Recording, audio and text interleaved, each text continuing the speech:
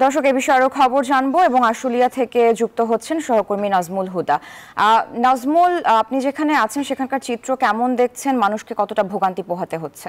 আশুলিয়া জামগড়াতে এবং টুঙ্গি আশুলিয়া মহাসড়কের যে এ যেন একটা নদী হয়ে গেছে এবং যেহেতু এটা একটা মহাসড়ক, এই মহাসড়কের চিত্র যদি আপনাদের কিছু দেখাই যে এখানকার ভয়াবহ অবস্থা এবং আপনাদের এখন যে প্রচুর পানি রয়েছে, একই সঙ্গে কিন্তু দেখতে পাচ্ছেন যে সড়কের কিন্তু বেহাল অবস্থা রয়েছে এবং সড়কে আপনি দেখছেন যে এখানকার যে ট্রাক, বাস বা অন্য যেসব পরিবহন রয়েছে সবই কিন্তু আপনার একই একটা নদীর মতো এখন অবস্থা এবং আরও ভয়াবহ অবস্থাতে সড়কের অবস্থা আপনারা দেখলেই বুঝতে পারবেন যে কি অবস্থা।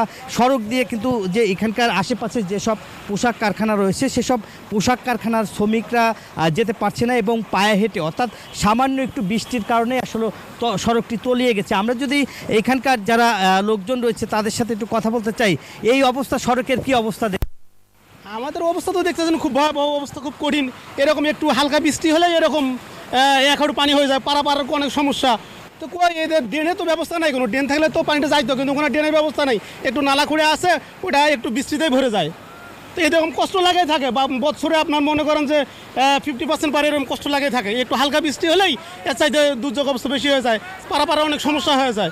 অনেক যেমনটি আসলে বলছেন এবং একই রকমের যে চিত্র আপনাদের যে সড়কের অবস্থা আপনি দেখতেই পাচ্ছেন যে এই সড়কে কিন্তু যে এখন যে পানির কারণে সড়কে কিন্তু থেমে থেমে মহাসড়কে থেমে থেমে কিন্তু পরিবহন চলছে এবং এই সড়কে কিন্তু যানজটও প্রচুর যানজট হচ্ছে এবং সড়কের যে অবস্থা যে দেখতেই পাচ্ছেন যে একটু বৃষ্টির কারণেই কিন্তু আসলে এই সড়কের আশেপাশের যে সব দোকানদাররা রয়েছে তারাও কিন্তু আসলে ব্যবসা করতে পারছে না, ব্যবসায় তাদেরও দুর্ভোগ হচ্ছে এবং এখানকার যারা তার সমস্যা হচ্ছে। এখানকার পোশাক কারখানাগুলো যে নিচু, সেই পোশাক কারখানার যে পানি সেই সড়কে পানিটা ফেলে দেওয়া হচ্ছে, যার কারণে এই সুয়ারিসের পানি আর এই বৃষ্টির পানি একাকার হয়ে এবং সড়কে জনজীবন বিচ্ছিন্ন হয়ে পড়ছে। এই ছিল আমার কাছে টুঙ্গি আশুলিয়া মহাসড়কের জামগড়া সড়কের সর্বশেষ খবর।